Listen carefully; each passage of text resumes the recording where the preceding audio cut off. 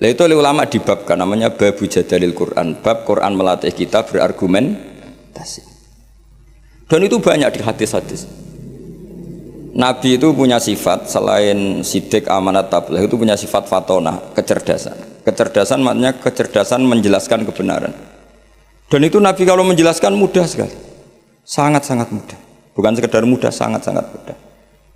Karena sahabat itu ya punya mindset. Mindset itu cara berpikir. Kita semua juga punya mindset. Tapi kadang mindset itu salah. Seperti saya misalnya, saya ini di kursi berarti terhormat apa enggak? Ya enggak jelas. Melihat saya di atas kayak terhormat. Tapi melihat disuruh-suruh Pak On itu enggak keren sama sekali. Jadi kan statusnya makmur, diperintah. Terus saya dengan jenengan keren mana? Mungkin ada yang bilang keren Gus Pak, karena Gus Pak yang ngajar, kamu yang mendengarkan. Ya keren sampean. Sampean malas baca, saya yang baca, terus buruh. Terus sudah Gus, sampean yang menerangkan saja, kita tinggal dengarin. Kan kita bos, tompo mateng gitu. Kalau melihat itu ya keren sampean. Corong Jawa itu nyewakno itu. Jadi kalau orang-orang kaya ingin nonton bal, tinggal beli Ronaldo, suruh main terus dia melihat. Nak bener dipuji, kalau enggak dikritik. Namanya bos. Kiai nasibnya gitu. Pas bener dipuji, pas salah dihujat ya loro kabeh dadi kiai itu sebetulnya. Orang luar dipek enak dhewe, napa dipek enak dhewe. Nabi itu kalau menerangkan, saya ulang lagi. Itu pas guyon ya rasional, pas serius ya rasional. Saya beri sekian contoh. Memang ini sesuatu yang saya tekuni. Saya punya kitab namanya Mizahun Nabi, guyonan-guyonan Nabi. Nabi itu kalau menerangkan kebenaran, sahabat ya punya mindset. Saya ulang lagi punya mindset. Misalnya Nabi pernah ngendikan, "Idzal taqal muslimani bisayfihima fal qatil wal maqtul finnar." Jika dua orang muslim bertarung sama-sama pedang bawa senjata, maka yang membunuh maupun yang dibunuh sama-sama masuk neraka. Masuk neraka loh ya, tidak ada jaminan abadi apa enggak karena ini orang muslim, tapi setelahnya masuk neraka. Terus Nabi dibantah sama sahabat, "Ya Rasulullah, hada al-qatil fama balul maqtul." Oke, kalau pembunuhnya masuk neraka kita terima, tapi kalau yang dibunuh dosanya apa kok sampai harus masuk neraka? Nabi jawabannya itu simpel sekali. Innahu kana harison ala qatli sahibi. Dia itu nasibnya maktul, tapi komitmennya atau mentalnya qatil.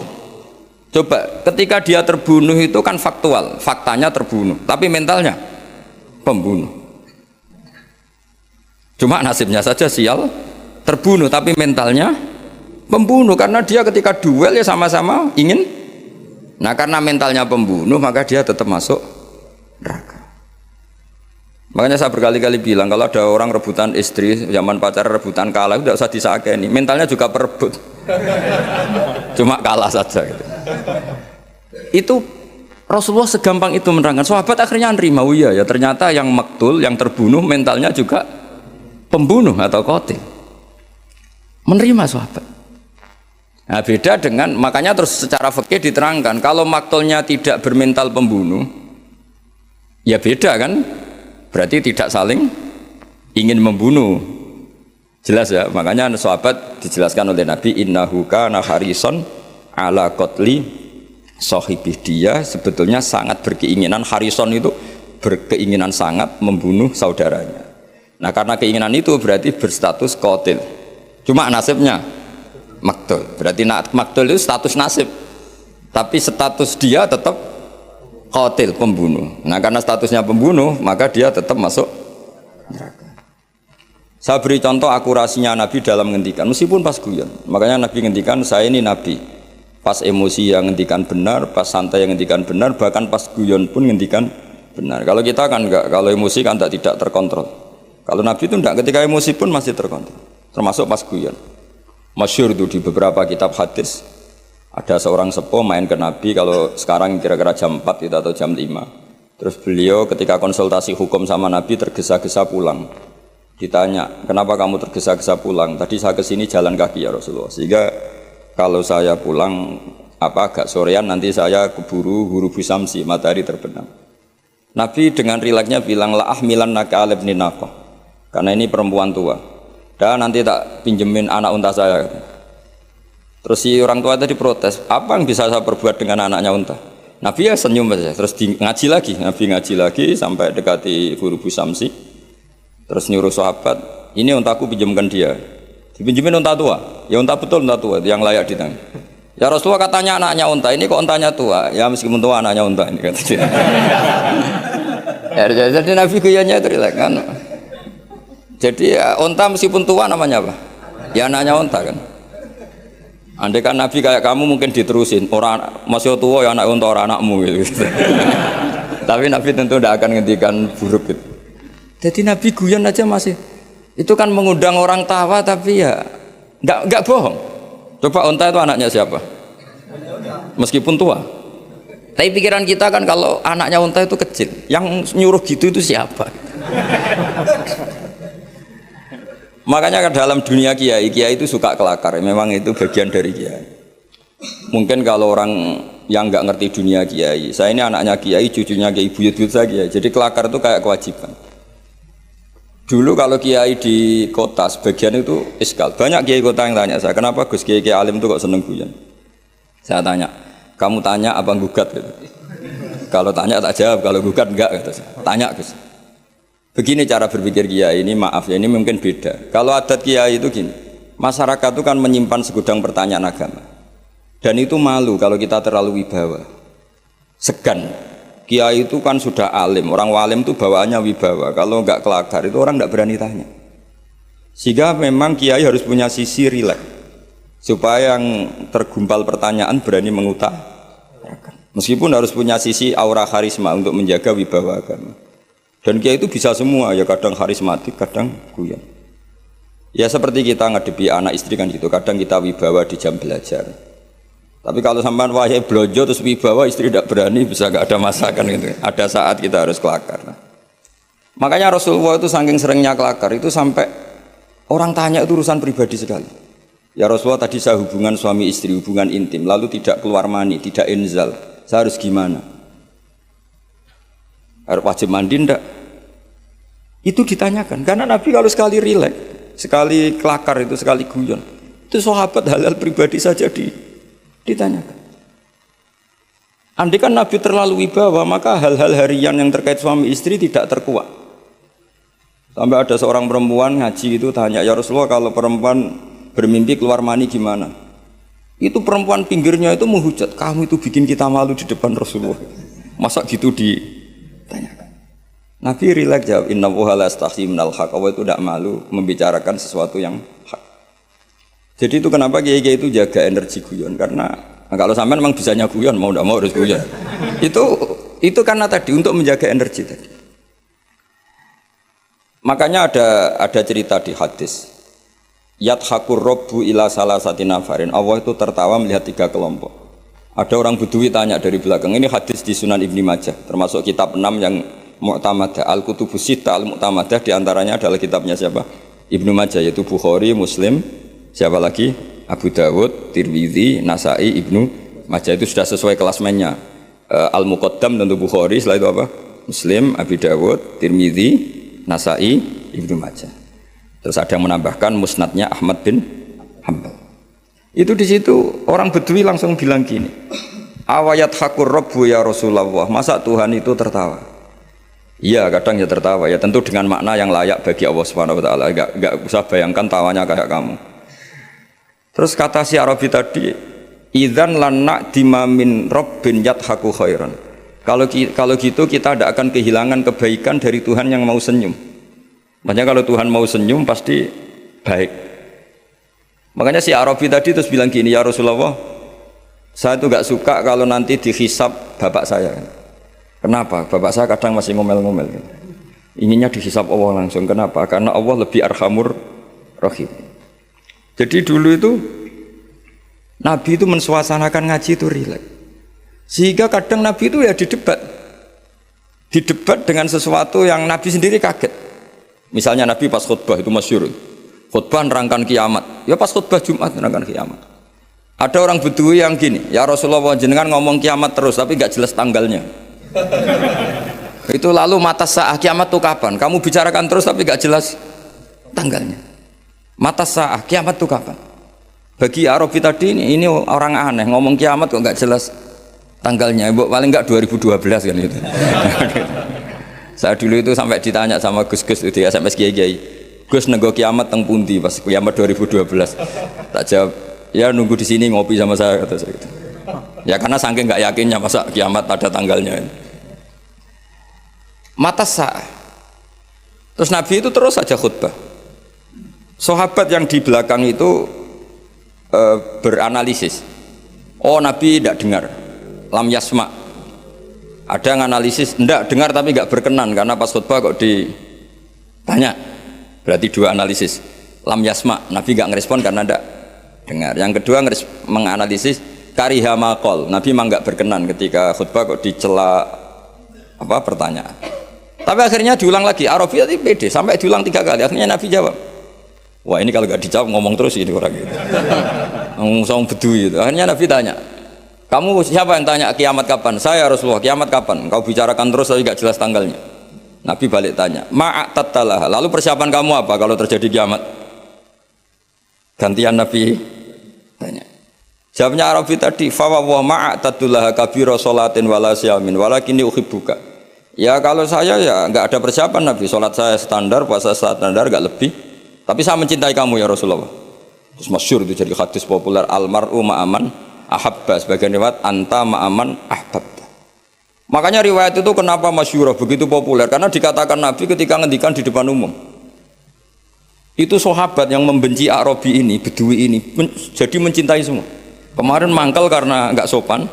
Tapi barokahnya Arabi tadi Nabi ngendikan almar'u ma'aman ahabba. Sebagai riwayat yuhsyarul mar'u ma'aman ahabba. Ada redaksi lain anta ma'aman ahbabta, bahwa kamu nanti di akhirat berserta orang yang kamu cintai. Makanya sahabat senang, kita tidak akan punya amal kayak Rasulullah, kita tidak akan sesoleh Rasulullah, tapi kita mencintai Rasulullah, dan barokahnya mencintai itu kita berharap nanti bersama Rasulullah. Kan nggak mungkin rombongan Rasulullah malaikat-malaikat berani macam-macam, kan kalah kelas. Misalnya kamu masuk ruangan mana-mana bersama rektor, masa diaudit ada keperluan apa, kan nggak berani tanya. Rasulullah itu afdhalul khalqi. Jika kalau kemana-mana dipimpin Rasulullah pasti malaikat gak ngecek.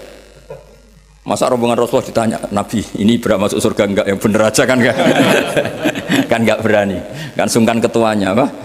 Sungkan ketuanya. Padahal nanti itu yaumanat kullu unasim bi imamihim, semua orang dipanggil itu berdasar ketuanya. Yang mau repot punya ketua enggak jelas. Ketuanya aja enggak jelas surganya apalagi anak. Tapi kalau kita ikut ketuanya Nabi kan. Makanya dalam kitab-kitab wali ini ada kitabnya. Sampean boleh percaya boleh tidak, tapi jelas ada kitabnya. Ali radhiyallahu anhu itu pernah minta sama Allah, ya Allah beri saya hak mukasyafah, hak bisa melihat alam gaib. Karena saya ini mangkel. Mangkel itu artinya mangkel Jawa itu kan tidak harus benci ya. Orang sekeren Umar itu kan terkenal zaman di dunia itu temperamental, gampang marah.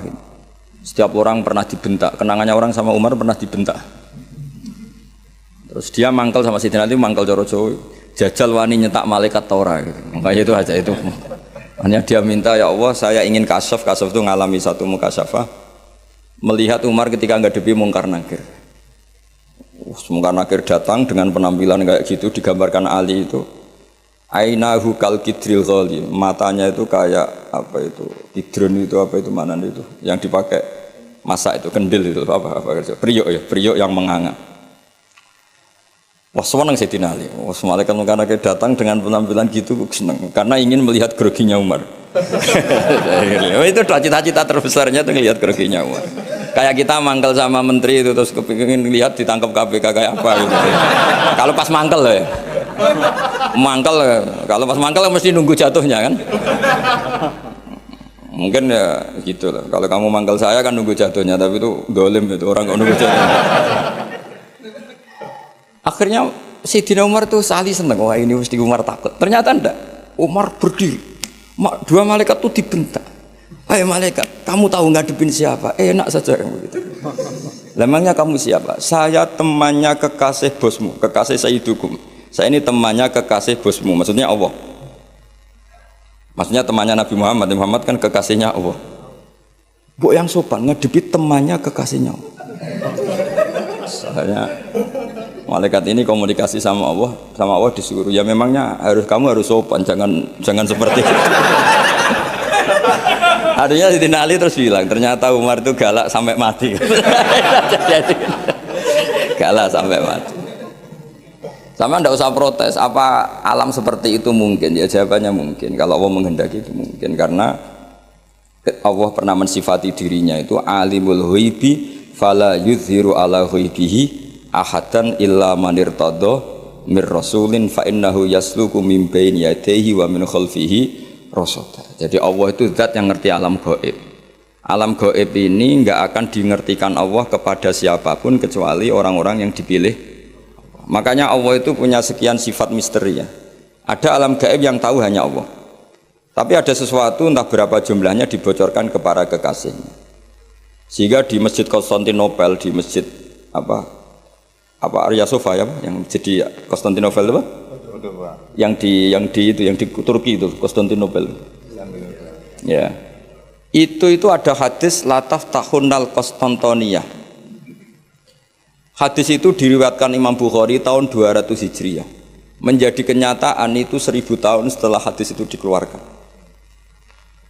Itu kan unik. Jadi Nabi itu kalau ngendikan zaman akhir itu detail.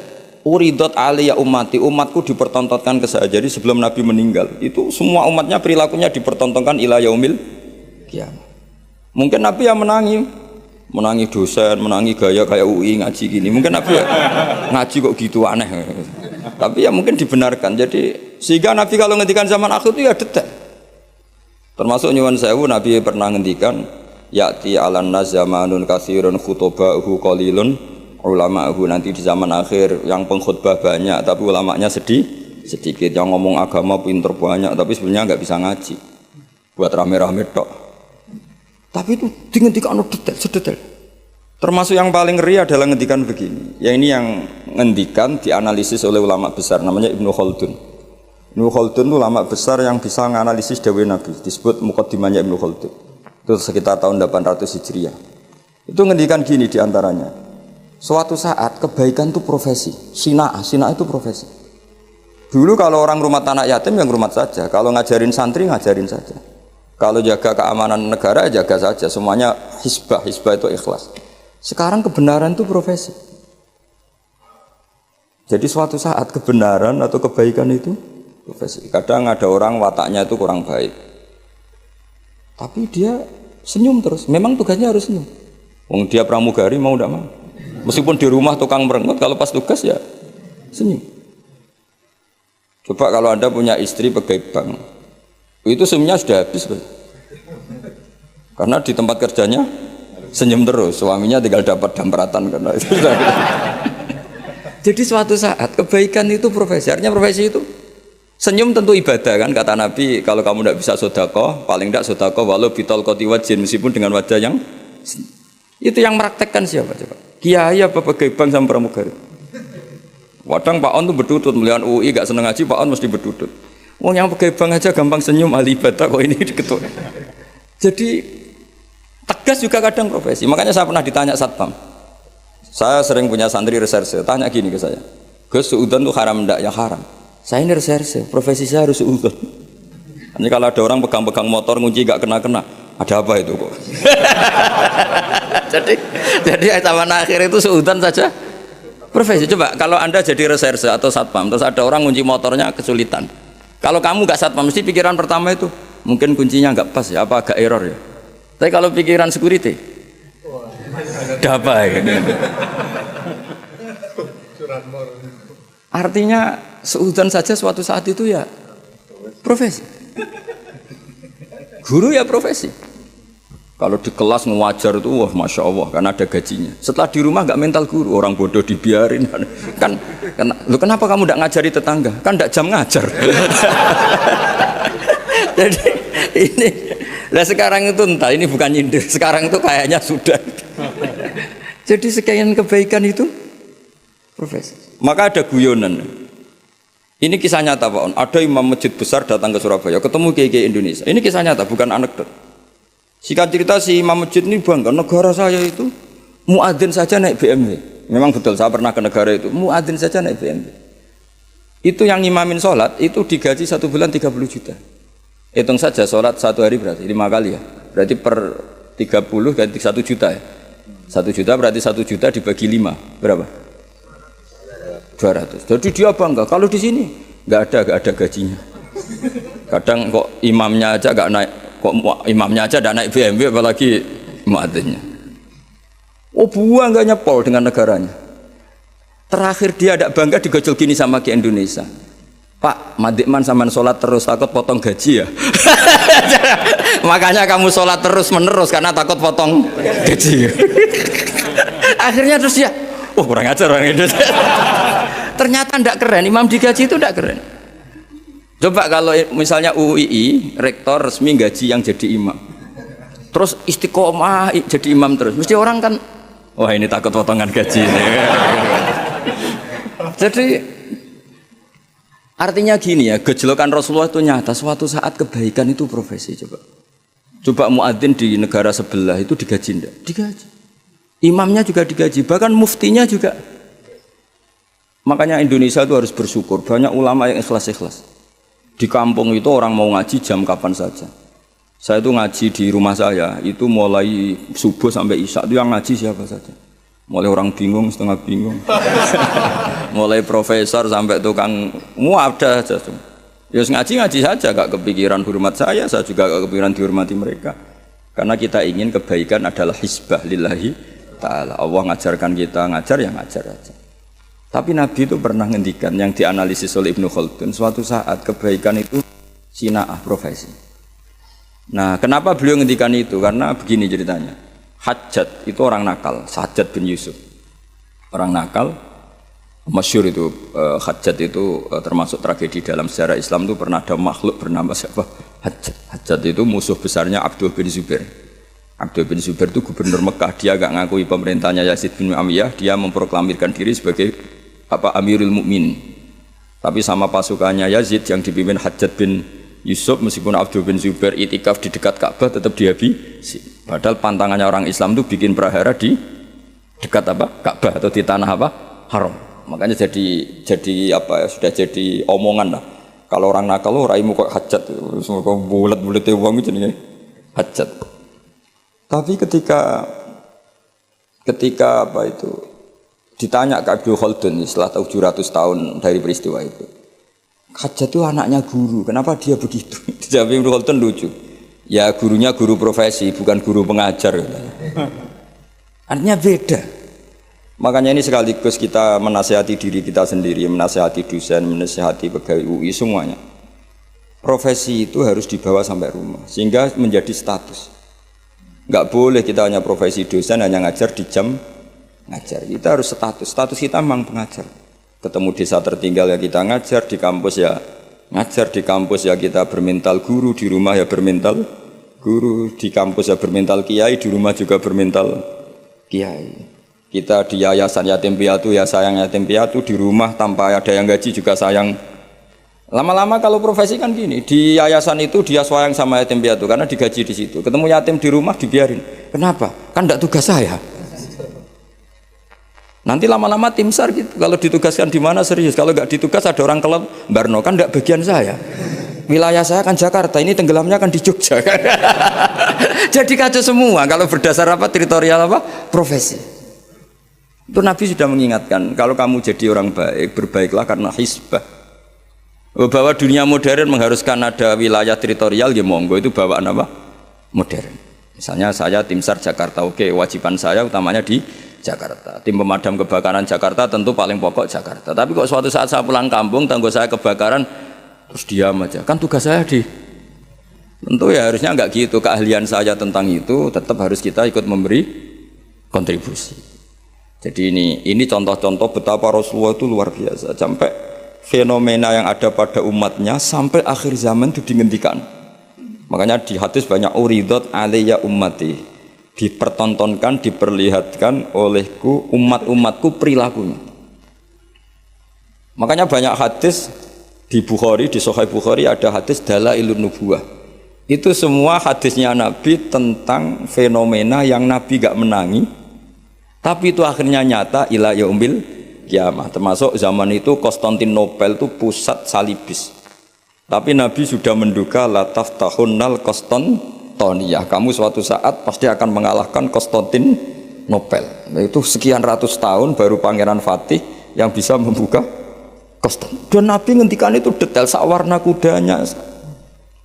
Lebih ngeri lagi, lebih seru lah, lebih seru lagi itu ngendikan itu pada orang. Ada sahabat itu pendek Pak, enggak ganteng, namanya Suraqah bin Jusum. Ada yang baca Jaksum. Itu Nabi kalau gojlok Suraka itu lucu. Suatu saat kamu itu memakai mahkotanya kaisar. Kaisar Gedung Putih. Gedung Putih itu istilah dulu sebetulnya, Al-Qasrul Abyad. Jadi yang di Amerika White House itu sebetulnya niru istilah di Ibrani. Di Jordan itu ada daerah yang batunya semuanya apa? Putih. Ya saya ulang lagi, Syam itu dalam bahasa kitab itu memasukkan Palestina, Israel, Lebanon, Syria, Jordan. Itu orang dulu bilang apa? Syam. Ya saya ulang lagi, itu semuanya dulu istilahnya apa? Syam. Makanya subhanalladzi asra itu ke Syam. Syam dengan makna Baitul Maqdis itu di Israel atau di Palestina. Saya mengatakan Israel ini Israel bahasa ulama loh ya, bukan Israel nation negara apa? Israel. Ya sudah. Kamu Suraka suatu saat akan memakai mahkotanya Kaisar Al-Qasrul Abyad. Kaisar mana itu? Syam. Zaman itu saya ulang lagi ya, Syam itu dalam genggaman Romawi. Ya makanya kalau Quran bilang Romawi itu bukan Vatikan Italia itu enggak. Pemerintahan Timur Tengah yang dicaplok Romawi. Makanya ada hulibatir Rum fi adnal ardi wa hum min ba'di walabihim jahilibun, itu bukan Romawi Italia apa kekuasaan Romawi, karena Syam zaman itu dicengkeram apa? Romawi. Sehingga enggak ada Islam di situ. Sudah. Jadi kayak mokhal. Zaman itu Kaisar Romawi yang bercokol di mana? Syam. Itu kekuasaannya itu meliputi Syria, tadi apa? Palestina, Israel, Jordan, pokoknya semua negara. Suraka itu ya percaya tapi ya Nabi yang ngendikan ya. Dan lucunya ngendikannya Nabi itu saat paceklik kelaparan, yaitu nggak makan 3 hari karena diembargo di perang Khandaq. Ada batu besar itu yang nggak bisa dipecahkan sahabat ketika gali Khandaq. Terus akhirnya nggak bisa dipecahkan padahal mau gali dan bisa dalam kalau batu ini terpecahkan. Akhirnya mereka matur ke Nabi, ya Rasulullah ada batu yang nggak bisa dipecahkan. Nabi dengan santainya minta kapak yang dibawa sahabat, coba kapak kamu bawa ke sini. Diambil, terus Nabi baca apa nggak tahu, terus kalau saya tahu kamu tuntut ijazah Gus gitu. makanya saya pura-pura tidak tahu. Nanti kalau saya tahu mesti pikirannya sampean gitu. Akhirnya di kapak Nabi itu ada sinar yang sampai tembus Al-Qasrul Abyad. Kata Nabi, dan itu uniknya semua sahabat melihat. Kamu tadi melihat apa? Kira-kira melihat Jordan, kira-kira gitu. Gampangannya gitu. Suatu saat nanti kamu akan menguasai Jordan. Terus kamu Suraka yang pakai mahkotanya Raja Jordan, Raja Kaisar. Ya sudah hanya gitu saja. Setelah itu Nabi wafat, Abu Bakar mimpin, tidak ada penaklukan itu. Era Umar mimpin, itu Syam itu dikalahkan oleh pasukan Umar. Dikalahkan oleh pasukan Umar itu rajanya keplayu coro Jawa, mahkotanya itu jatuh. Mahkota dari emas, dari intan, akhirnya dipakai Suraka. Lah itu dicerita-cerita itu Suraka itu disuruh coro mbak-mbak itu suruh catwalk, disuruh jalan-jalan, ditertawa-tawain karena nggak pas dengan wajahnya. Tertawa-tawain ini. Wah nggak pas, apa-apa gojlek, dipakai ngalor gitu. Setelah dipakai beberapa kali, kata Umar, copot Suraka. Itu bagian dari ghanimah, harus kita bagi rata atau kita jadikan sebagai aset Baitul Mal. Suraka bantah, bukankah Rasulullah ngendikan kalau ini yang pakai saya. Jadi itu jatah saya kata. Coba kayak apa Rasulullah ngendikan detail itu. Mahkotanya nanti dipakai Suraka. Padahal itu berapa puluh tahun dari Nabi ngendikan sampai itu menjadi kenyataan. Kayak apa Rasulullah? Makanya juga nggak tahu apa kalau Rasulullah tahu kita setiap ngajar harus tanda tangan, nggak tahu komentarnya. Ya semoga dimaklumi. Setiap habis khutbah juga itu nggak tahu saya. Tapi semoga tadi saya minta, kalaupun kita punya profesi ngajar, harus juga berstatus pengajar. Sehingga di rumah pun kita ngajar, di mana-mana ngajar. Akhirnya Sayyidina Umar tuh saking alimnya ngendikan gini, innama qala Rasulullah lital bisaha walam yakul litamlikaha. Nabi ketika itu ngendikan apa? Hanya lital bisaha, kamu yang memakai. Walam yakul, dan Nabi tidak ngendikan litamlikaha, supaya kamu memiliki. Maka ini tetap milik Baitul Mal. Soal kamu pakai, memang Nabi ngendikan pakai, sudah pakai dulu aja. Setelah kamu pakai ya sudah, ini milik negara kata. Jadi Nabi yang ngendikannya zaman itu ya kamu pakai, bukan kamu memiliki. Makanya Umar ingat betul loh ngendikannya Nabi di depan umum. Innama qala Rasulullah litalbisaha walam yakul litamlikaha. Nabi hanya ngendikan kamu pakai, bukan memiliki. Kayak apa Rasulullah? Makanya kalau melihat hadis Dalailun Nubuwah itu kadang kita malu karena sebegitu detail Nabi ngendikan fenomena zaman akhir, termasuk jumlah penduduk. Suatu saat jumlah perempuan itu melonjak jauh di atas jumlah laki-laki. Saya itu beberapa kali ditamoni TKW dari Hong Kong. Itu kalau cerita itu ngeri betul. Memang lelaki itu minim di mana? Hong Kong. Kalau di Indonesia sudah kelihatan, tapi lipatannya belum sampai 1:50. Itu yang ngendikan detail. Nabi itu ngendikan semuanya itu apa? Detail. Termasuk fenomena Islam di Timur Jauh, Timur Tengah. Kalau dalam bahasa Arab itu enggak ada Middle East ya, yang ada itu Asyirkul Awsat, Asyirkul Aqsa, Asyirkul Adna gitu. Makanya kalau dalam bahasa Arab itu ghulibatir rum fi adnal ardi. Ya saya teruskan ya dalam Jadalil Quran. Jadi di antara mukjizatnya Nabi adalah kemampuan berargumentasi. Kemampuan argumentasi ini penting supaya orang itu berlogika secara sehat. Misalnya gini, saya beri contoh tentang Jadalil Quran ya tadi. Kalau kamu merasa Tuhan kata Allah enggak apa-apa. Tapi untuk menjadi Tuhan itu ada syaratnya. Misalnya nuhani langit bumi ya harus menciptakan langit bumi. Masa nuhani langit bumi kamu sendiri wujudnya dulu buminya. Berarti bumi ketika ada enggak punya Tuhan, wong Tuhannya datang terlambat. Jadi logika Quran itu gampang. Makanya tadi pagi saya ngaji cerita ketika Fir'aun tanya Musa, "Wa ma Rabbul alamin?" Tuhan alam semesta itu siapa Musa? Musa jawab, "Rabbus samawati wal ardi," yang menuhani langit dan itu Fir'aun masih bisa ngeles. Ngelesnya kata Fir'aun, "Ma alimtu lakum min ilahin ghairi." Setahu saya kemana-mana yang dituhankan saya.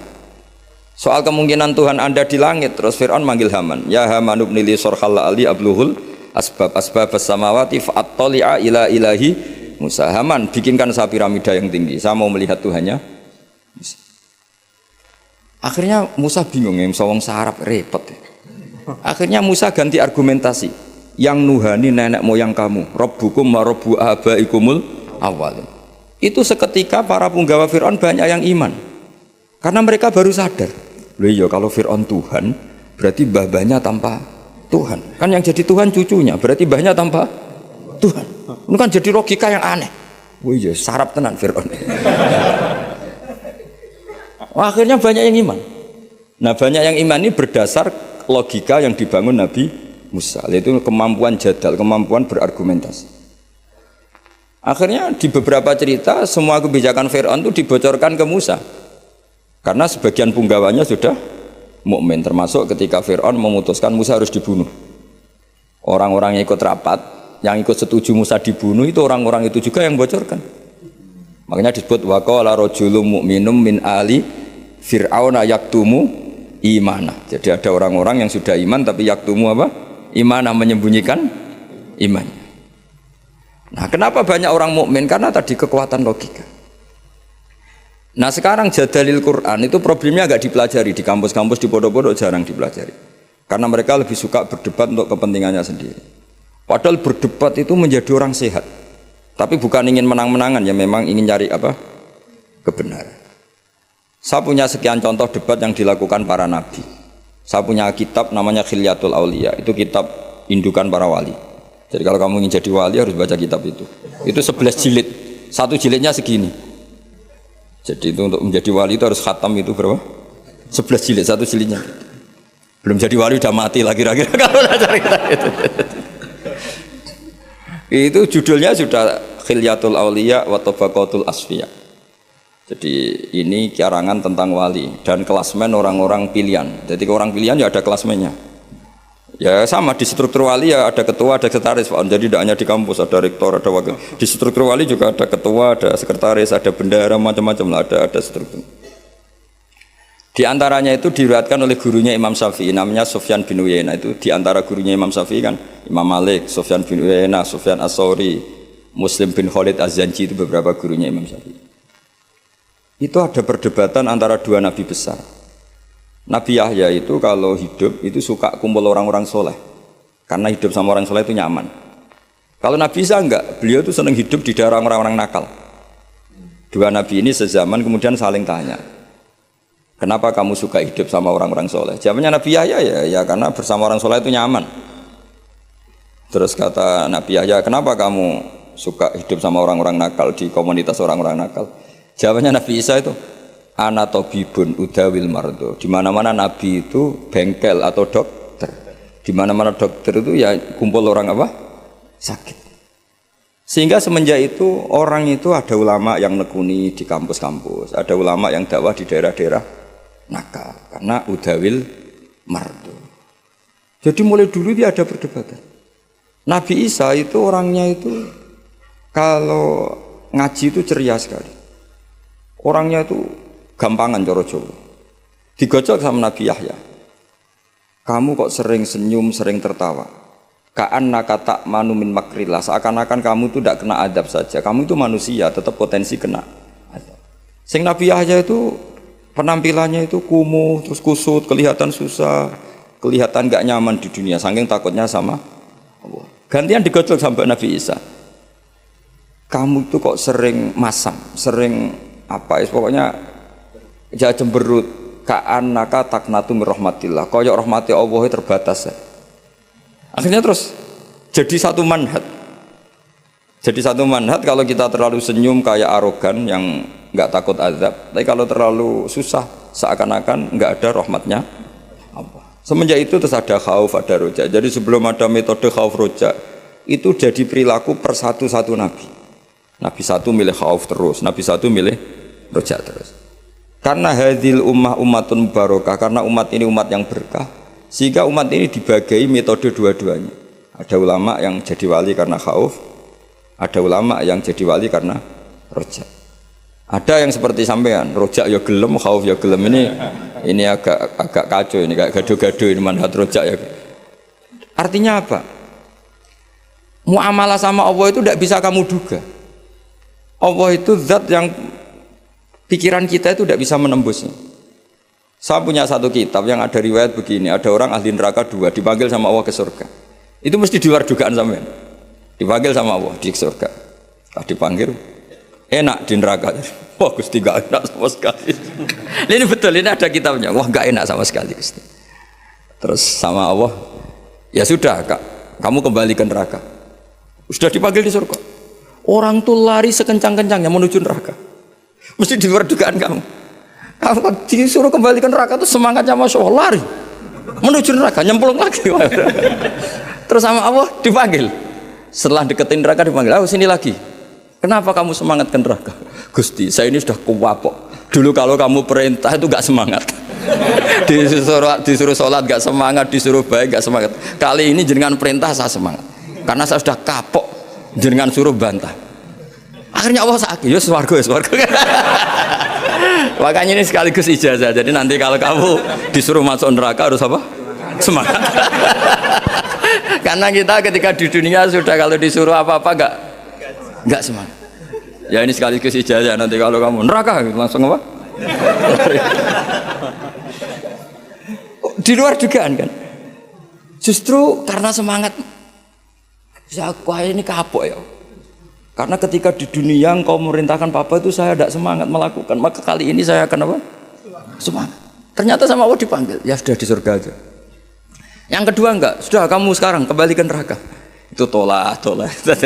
Ngelangkah satu, noleh lagi, tiga, noleh. Pokoknya terus tanya sama Allah, kenapa kamu toleh? Bukannya tak suruh ke neraka? Ya Allah, saya itu gak ngira ketika engkau manggil aku ke surga, gak pernah ngira kalau engkau nyuri lagi ke neraka. Akhirnya sama Allah, sudah di surga aja. Karena barokahnya husnuzon. Jadi ini ijazah dua-duanya. Jadi pilihannya itu kamu lari spring itu yang atau apa? Tolak. Saya tidak tahu ijazah ketiga ini dulu dipraktekkan nanti itu apa? Jadi apa ya? Makanya agama itu riwayat. Makanya ada ulama mengatakan inna hadzal ilma dinun fangzuru amman ta'khuduna dinakum. Agama itu, ilmu itu riwayat, maka kamu cari riwayat itu. Karena kalau kita berlogika ya tadi, kamu akan berpikir maktul itu di surga apa? qatil itu di neraka, maktul karena terbunuh, mazlum di surga. Ternyata nubuah, pikiran kenabian tidak seperti itu. Saya beri contoh pikiran kenabian yang pasti menurut sampean nggak lazim, tapi ini benar ada di hadis, ada fil kutubis sittah dalam kitab. Nah, ini terakhir contoh saya tentang riwayat, tentang kecerdasan nubuah. Orang Ansor kita tahu kan jasanya pada Nabi kan banyak sekali, sampai disebut Ansor, penolong Nabi. Jasanya Masya Allah. Tapi ketika Nabi ngalami futuhat, setelah menaklukkan Mekah, setelah Nabi kaya, setelah Nabi mapan, semua fasilitas Nabi itu dikasihkan orang-orang yang barusan masuk Islam, yang notabene tidak berkontribusi sama sekali. Itu ada satu orang dikasih kambing, itu Mabinal Jabalen. Itu ada yang ngitung 4.000 kambing, sampai 2 gunung itu penuh. Gunung Arab kamu tahu kan kayak Uhud kan, antara gunung satu ada gunung yang lain. Tapi gunung Arab ya nggak kayak gunung Merapi ini enggak ya.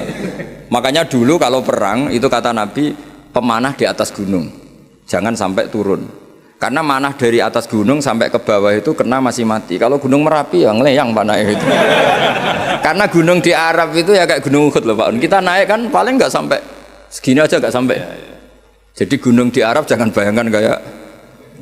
Makanya kalau perang yang di atas manah itu musuhnya masih mati atau masih sakit. Kalau dari Merapi mana ke bawah separuh aja enggak. Sehingga kata Nabi yang pemanah tetap di atas gunung. Jadi ya gunungnya seperti itu ya, tidak sampai apa? Tidak sampai tinggi. Terus sahabat-sahabat Ansor itu ada di antara sahabat ya, bukan orang Ansor saja termasuk orang Muhajirin.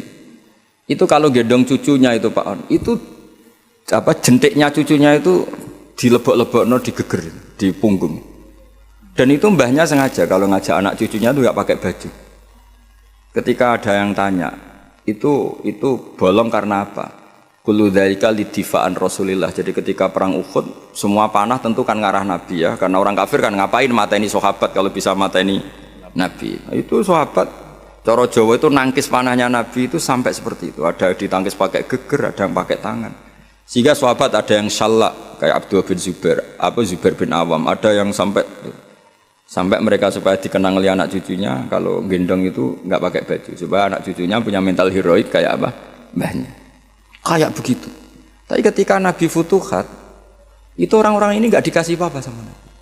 Tapi yang barusan Islam dikasih banyak.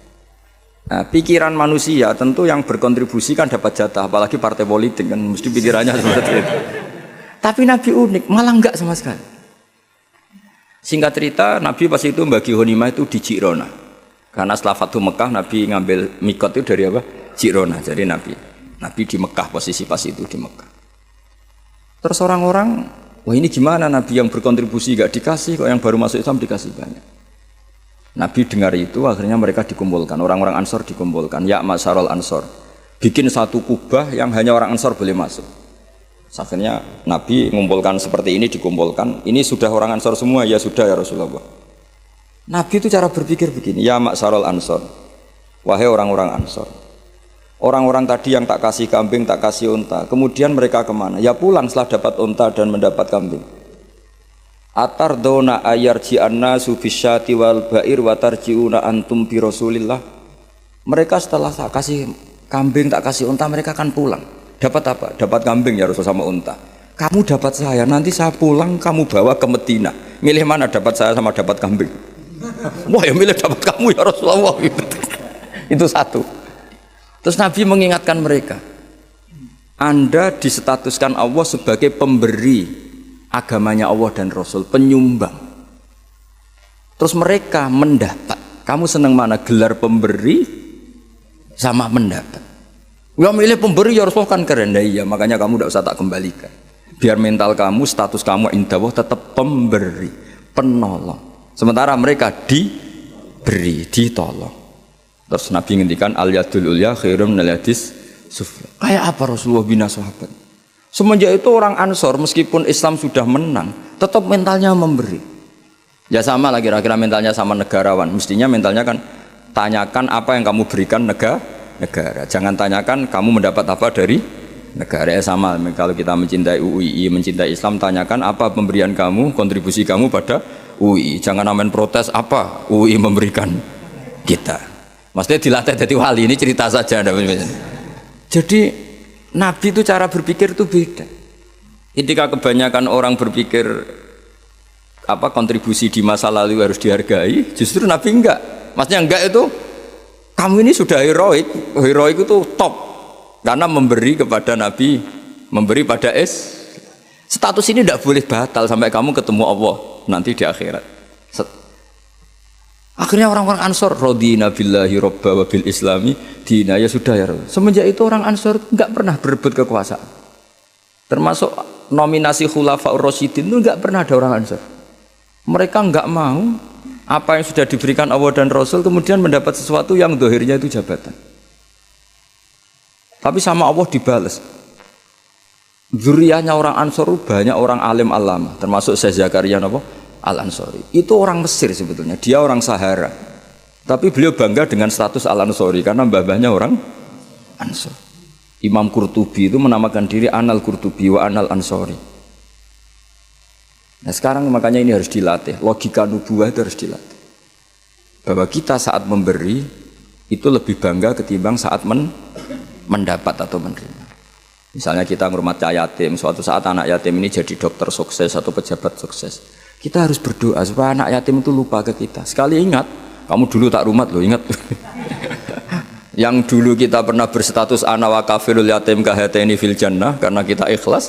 Tapi setelah anak yatim itu jadi pejabat, status itu hilang karena kita akhirnya dapat imbalan. Kan eman berstatus ana wa kafirul yatim kahataini fil jannah, saya dan perumat anak yatim seperti ini di surga. Tapi setelah yatimnya besar jadi dokter, minta apa? Imbalan. Loh kalau kita tidak minta nggak masalah. Misalnya anak yatim itu punya etika kemudian memberi kita, itu dalam syariat Islam kalau memberi itu nggak apa-apa, kita nerima.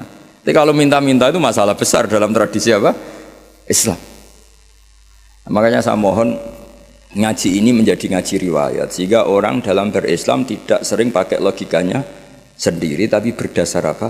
Riwayat. Karena tadi ada pepatahnya ulama, ada dawe inna hadzal ilma dinun fanzuru amman ta'khuduna dinakum. Ilmu ini agama, maka lihat kamu mengambil agama itu dari siapa. Kalau orang bacanya Bukhari, baca Muslim, baca apa, dia pasti terbentuk oleh logika itu, oleh riwayat itu. Tapi kalau orang ngomong agama tidak pernah belajar Bukhari Muslim, ngomongnya tentang akalnya apa tentang riwayat itu? Akalnya dia tidak punya referensi.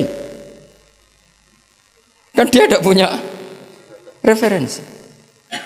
Tapi kalau dia baca banyak kan pasti terbentuk oleh sekian riwayat tadi. Tapi kalau enggak, coba kira-kira pakai apa itu? Misalnya gini, contoh gampang. Orang ada yang sholat di masjid terus gitu, sholat sunat di masjid. Kira-kira kalau kamu berpendapat orang itu orang baik apa enggak? Baik kan? Karena selalu sholat di masjid. Tapi Nabi enggak nyatanya. Nabi malah negur orang itu. Hei kamu, kenapa selalu sholat di masjid? Ya Rasulullah, karena masjid tempat terbaik. La taj'alu buyutakum maqabira. Jangan jadikan rumah kamu jangan jadi kuburan. Rumah kamu harus dapat jatah apa? Sholat. Jangan semua kebaikan kamu dihabisin di masjid. Nah itu riwayat. Sehingga kita disunatkan selain sholat maktubah, qobliyah, badiah, sebaiknya sebagian dilakukan di rumah supaya rumah kamu ada nur sholat, dapat cahaya sholat. Andai kan tidak ada riwayat, pasti kita sependapat dengan tadi. Masjid tempat terbaik untuk sholat, maka sholat di rumah, di masjid. Di rumah tinggal makan sama bentrok sama istri kan gitu. Tapi tidak, ternyata Nabi menegur, masyhur itu la taj'alu buyutakum maqabir. Sebagian riwayat ij'alu, sebagian sholat kamu jadikan di rumah supaya rumah kamu dapat nurus sholat. Itu kalau nggak riwayat nggak bisa, karena kalau nggak riwayat kan wah rumah itu ribet, istri kadang ngomel, anak rewel, nggak pas kalau untuk ibadah. Mesti logika kita kan seperti itu. Tapi riwayat mengatakan tidak demikian. Makanya anak-anak saya itu seneng karena ya tadi kenangannya bapak paling habis datang sholat, habis ini baca Quran, sehingga rumah itu tidak semua sana. Coba kalau sampean misalnya sholat, wah biasanya habis dari masjid itu lapar, kalau nggak disediain marah. Kan lucu kan, habis masjid suaminya takutnya ini, istrinya takutnya. Biasanya kalau habis terawih kan capek, di rumah mesti pertanyaan pertama makan minum. Kan jadi makhluk aneh. Religius di masjid, di rumah garang. Tapi kalau sebagian sholat itu di rumah, misalnya witir di masjid 3 kali, oke lah ikut publik witir 3 kali. Itu ulama dulu sudah ada caranya. Kan ada orang yang tanya, saya ini kalau witir ikut di masjid 3 kali, lalu katanya Nabi kan witir harus sholat paling akhir kan, ij'alu akhir sholatikum witron. Terus ulama mulai dulu sudah jawab, kamu sholat lagi 1 rakaat di rumah berarti menjadi 4. 4. Setelah menjadi 4 berarti sudah sholat syaf'un. Terus kamu sholat lagi 2 sampai jumlahnya 11 atau 13. Kan ulama itu berdebat. Witir terbaik itu 13 apa 11. Sebagian ulama mengatakan 11. Yang 2 itu berstatus ba'diyah isya. Tapi yang jelas tetap sebagian sholat itu di rumah. Makanya Nabi Musa didhawuhi Allah gimana? Waj'alu buyutakum qiblatau wa aqimus sholah. Rumah kamu juga harus sebagai kiblat dan harus menjadi tempat sholat. Andai kan tidak riwayat, tentu kita membenarkan orang yang selalu sholat lama-lama di masjid. Tapi ternyata Nabi itu enggak. Kamu jangan gitu, rumah kamu harus dapat bagian sholat. Terus Nabi pernah ngendikan juga, ju'ilat lanal ardu kulluha masjidan. Semua buminya Allah hakikatnya berstatus masjid. Rumah kamu kan ngenes, mbok goni kowe mangkel. Bumi itu paling bangga kalau dipakai sujud sama Allah. Kemudian sujud kamu dihabisin di masjid, di rumah pas ngomel sama istri terus. Itu bumi yang di rumah kamu mesti ngomel juga. Ini orang tidak benar, kenangan sama saya ngomel terus. Tapi kalau sekali-kali kamu sholat di situ kan, wah, alhamdulillah ini waras orang ini. Terus kedua, semakin banyak tempat sholat, semakin banyak saksi. Tanah masjid bersaksi kamu sholat, tanah rumah bersaksi kamu sholat dan sebagainya. Itu tidak bisa kalau kita tidak baca banyak riwayat itu. Kalau kan kita hanya pakai akal pasti menjawab, ya bagus di masjid, kan sudah pas sholat ibadah di tempat ibadah. Ternyata cara berpikir nubuah tidak seperti itu. Jadi di antara aturan memahami Quran itu memahami apa yang disebut mafhum, apa yang disebut mantuk. Kira-kira kalau terjemahan Indonesia itu ada yang eksplisit, redaksi itu ada yang apa? Implisit. Kalau yang eksplisit itu mengganti kata mantuk, memang dilafatkan seperti itu. Yang mafhum itu bisa diartikan kayak semacam apa? Kesimpulan tapi enggak mesti jadi pegangan. Makanya ini harus hati-hati kalau di bab mafhum. Misalnya gini contoh yang dipakai ulama, saya baca ya. Wal mafhum ma dalla alaihi lafdzu la fi mahallin nutqi. Yang dikatakan mafhum itu kesimpulan yang tidak didapatkan dari teks letterlek, ya, tidak didapatkan dari teks letterlek. Misalnya begini, ini diberi contoh misalnya innalladzina ya'kuluna amwalal yatama zulman innama ya'kuluna fi butunihim naro. Orang yang memakan hartanya anak yatim secara zalim maka sama juga makan api neraka. Sekarang terus Anda berdalih, wong saya tidak makan, Gus mau gasap tok. Saya nyuri. Berarti kalau nyuri sepeda motornya cah yatim nggak apa-apa kan, nggak dimakan. Nah itu sarap itu. Maka cara maknanya gini, orang yang memakan harta anak yatim dalam kurung baca merusak, baca merugikan. Sehingga kata yaquluna amwalal yatama adalah ibaratun an aqallil ifsad. Makan tuh kan sebanyak-banyaknya kan 1 piring 2 piring itu saja haram, apalagi mengambil mobilnya, mengambil tanahnya. Sehingga kata yaquluna diganti kata yufsiduna, yang merusak. Jadi itu namanya mafhum. Jadi mafhum itu, nah kadang mafhum itu aulawi itu lafadz yang disebut dengan mafhumnya itu maknanya ekstrim mafhumnya. Misalnya ada ayat fala taqul lahuma uffin, maka jangan pernah berkata pada orang tua kamu hus atau uff. Kamu gak bisa bilang gini, yang diharamkan itu mengatakan hus, kalau misoh kayaknya enggak gitu. Gak bisa seperti itu. Kalau kata hus, kecewa lah. Uffin itu dalam bahasa Arab atadojjar, saya merasa tidak nyaman dengan orang tua itu, orang Arab bilang uffin atau us gitu, gitu, pokoknya tidak enak lah. Kalau itu saja gak boleh, maka bilang kakek aneh, jancuk lebih tidak boleh. Nah, kalau itu tidak boleh karena menyakitkan, ya, misalnya orang tua itu gak boleh karena menyakitkan, membiarkan orang tua sampai utang-utang tonggo, sampai pinjem-pinjem itu juga menyakitkan. Jadi kalau menyakitkan misoh itu karena kata-kata, menyakitkan ekonomi itu secara kejiwaan. Sehingga terus ulama mengatakan semua bentuk yang menerantarkan orang tua maka hukumnya haram. Itu semuanya mafhum difahami dari kata fala taqul lahuma uffin. Begitu seterusnya, dan itu oleh ulama dibabkan bab mafhum dan mantuk. Ya saya baca ya beberapa teks aslinya. Fa in kana aula yusamma fahwal khitab kadilalati fala taqul lahuma uffin ala tahrimid darbi li annahu asyaddu wa in kana musawiyan sumyalah nal khitab ay maknahu kadilalati alladziina yaquluna amwalal yatama zulman ala tahrimil ikhraq.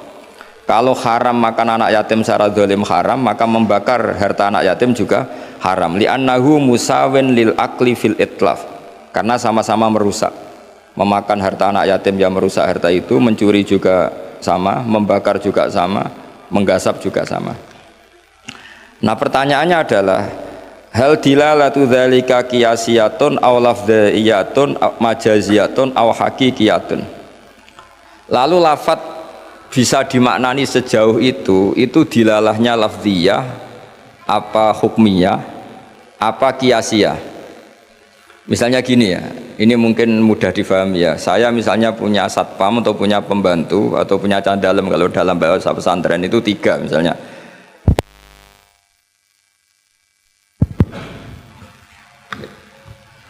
Ya saya misalnya punya pembantu ya, atau dalam bahasa santri itu candalem, itu ada 3. Zaid, Bakar, Umar ya.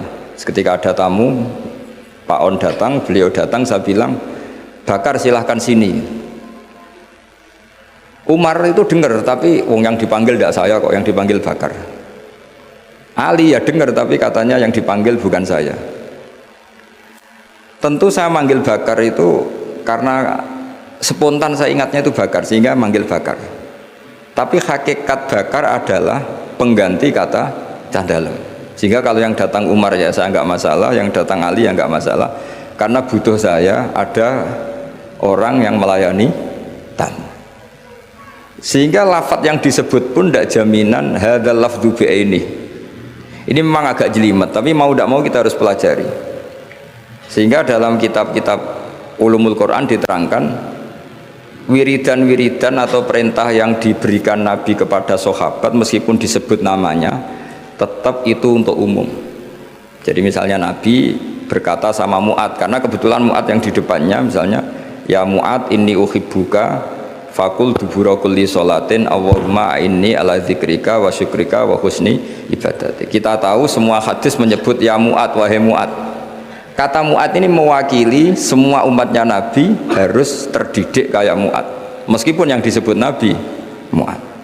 Nah ketika kita baca wiridan itu, karena kita mengkiaskan diri sama Mu'ad, menganalogikan diri dengan Mu'ad, sama-sama santrinya Kanjeng Nabi. Atau cara berpikir, Nabi itu ingin mendidik semua umatnya. Berhubung yang di depan Mu'ad, maka Nabi menyebut Mu'ad. Tapi bukan hakikatnya itu khusus untuk Mu'ad. Itu namanya mafhum. Jadi mafhum itu satu makna yang difahami meskipun itu tidak dilafadzkan, tidak diucapkan. Ya begitu seterusnya. Ya saya teruskan supaya nanti makna Quran itu lebih itu. Ada ayat lagi, inja akum fasikum binaba'in fatabayyanu. Terus fadhkurwaha intal mas'aril haram. Di sini ada kata lagi fajliduhum thamaninal jaldah. Jadi begitu juga menyangkut adat. Adat itu bilangan. Ketika Al-Quran menyebut satu bilangan, itu apakah mubalaghah? Mubalaghah itu butuh itu diekstrimkan atau punya makna sesuai bilangan itu. Misalnya begini, sampean kalau mangkal sama seseorang itu, kalau dalam bahasa Jawa itu, meskipun kamu minta maaf saya 1000 kali tidak akan saya maafkan. Ternyata orang itu dablek sekali, ya sudah nanti saya minta maaf 1001 kali, tak susui 1. Itu kamu mangkel enggak? Mesti kamu mangkel, karena kamu menyebut 1000 kali itu saking mangkelnya bahwa saya maafkan kamu itu mukhal.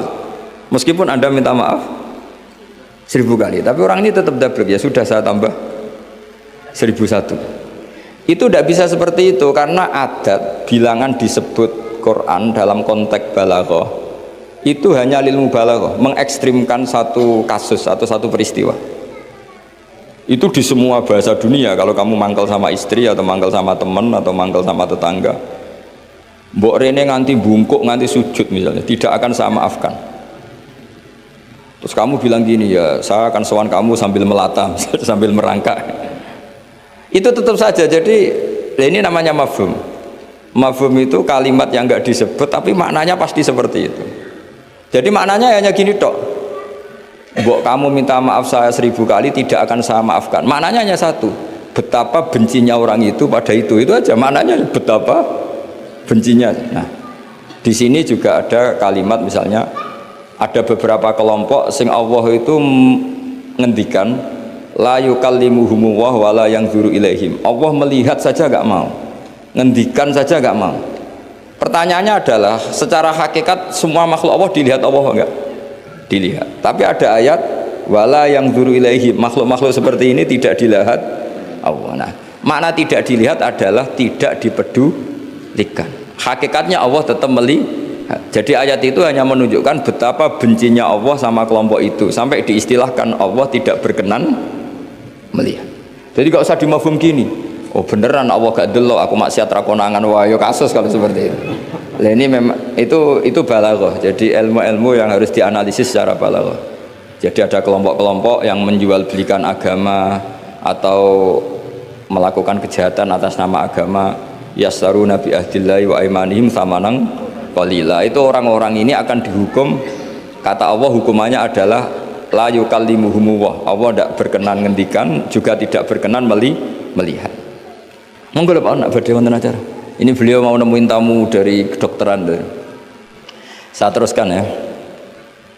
Jadi para audien, para hadirin yang saya hormati, makanya kita sekarang kan punya jargon kembali Quran dan Sunnah, tapi tetap saja aturannya memahami Quran dengan cara-cara yang dipahami para ulama dulu. Yang ulama itu punya sanad sampai sahabat, tentu sampai Rasulullah Shallallahu Alaihi Wasallam. Di antara bahasa Arab itu ada mubalaghah. Mubalaghah itu mengekstrimkan satu peristiwa.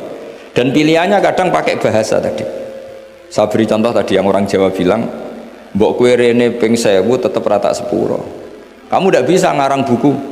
Kalau 1000 tidak cukup. Kalau 1001 pasti cukup. Memangnya ini KPU kalau 50 plus 1 terus menang, tidak bisa seperti itu. Ya maknanya hanya ma asyadda bughdahu, betapa bencinya orang itu aja. Allah tidak berkenan melihat orang yang menjual belikan agama. Wah malah penak Allah kalau nggak lihat kita enak. Tidak bisa seperti itu. Saking bencinya Allah sampai diistilahkan tidak berkenan melihat. Itu kan seperti kamu benci orang. Wah nak roh kue mutah-mutah. Masa mutah-mutah betul kan? Saking nggak maunya melihat. Itu di bahasa Arab juga seperti itu. Ya, Sabri terus waktu lifa fil ikhtijat bihadhil mafahim ala aqwalin katsirah wal asah fil jumlah annaha kullaha hujjatun bisyurutin minha alla yakunal mazkuru kharaja lil ghalib. Kemudian mafhum itu apakah bisa jadi argumentasi hukum? Jawabannya iya, asal lafadz yang disebut yang eksplisit tadi disebut bukan karena ghalib. Ghalib itu gampangnya ngomong lah, ghalib itu umum. Misalnya begini, saya beri contoh yang ekstrim. Jong nak ono wong melarat sini hormati. Misalnya saya seorang kiai atau seorang dosen, kalau ada tamu miskin hormati. Setelah itu ternyata tamunya orang kaya, terus pembantu saya seenaknya tidak hormati. Alasannya yang harus dihormati itu yang miskin, kalau yang kaya tidak perlu. Ini tentu pembantu yang buruk. Karena mengatakan jika yang miskin hormati itu sebenarnya maknanya itu prioritas, bukan catatan hukum. Jadi kalimat disebut itu kan kadang catatan hukum, kadang prioritas. Kalau tadi ya maknanya hanya jika orang miskin prioritaskan, bukan berarti yang kaya tidak perlu dihormati. Lah itu banyak di Quran, di hadis, lafadz yang sebetulnya disebut itu prioritas, tapi oleh orang yang enggak ahli bahasa dianggap catatan apa? Hukum. Maka itu menjadi gaduh, secara hukum menjadi gaduh. Saya beri contoh yang ada di Quran. Kalian tuh haram menikahi anak tiri itu anaknya istri yang serumah dengan kamu. Yang serumah dengan kamu itu bukan catatan hukum. Ya, jadi begini ya, misalnya saya beri porsi hukum fikih ya. Yang diharamkan dalam Islam itu kan 3. 1 karena nasab, 2 karena rodok penyusu, 3 karena musaharah. Musaharah itu besan. Kalau yang karena nasab kita tahu 7 ya, kalau dalam bahasa Arab 7, kalau dalam bahasa Jawa itu tinggal 4. Ya 7 itu apa saja, coba yang hafal Quran tuh, hurrimat alaikum ummahatukum wa banatukum wa akhwatukum wa ammatukum wa kholatukum wa banatul akhi wa banatul ukhti. Itu kalau dalam bahasa Arab muharramatun nikah itu ada 7, tapi orang Jawa bilang hanya 4. Sebenarnya memang 4 karena orang Arab itu kan ngitungnya ibu, putri, saudara putri, bulik dari bapak, bulik dari ibu, keponakan dari saudara lelaki, keponakan dari saudara perempuan. Kalau orang Jawa kan ngitungnya bulik ya 1, ya kan, saudaranya bapak atau ibu kita bilang bulik. Kalau orang Arab enggak, kalau saudaranya bapak ammah, ya saudaranya bapak itu ammah, kalau saudaranya ibu kholah, maka dihitung 2, wa ammatukum wa kholatukum. Kalau anaknya saudara orang Jawa bilang keponakan, kalau orang Arab dihitung wa banatul akhi wa banatul ukhti. Sehingga 4 ini di Jawa diringkas jadi berapa? 2, yaitu haram menikahi bulik dan haram menikahi keponakan. Jelas ya. Kemudian yang kedua haram karena rodok. Jika kamu nyusu sama Sri misalnya, otomatis anaknya Sri saudara rodok, dan ibu yang kamu susui otomatis ibu rodok, suaminya Sri bapak rodok. Itu karena rodok. Terus ketiga karena musaharah. Ya ini didengerin ya, supaya jadi ahli hukum. Jadi masa Universitas Islam Indonesia tidak tahu muharramatun nikah.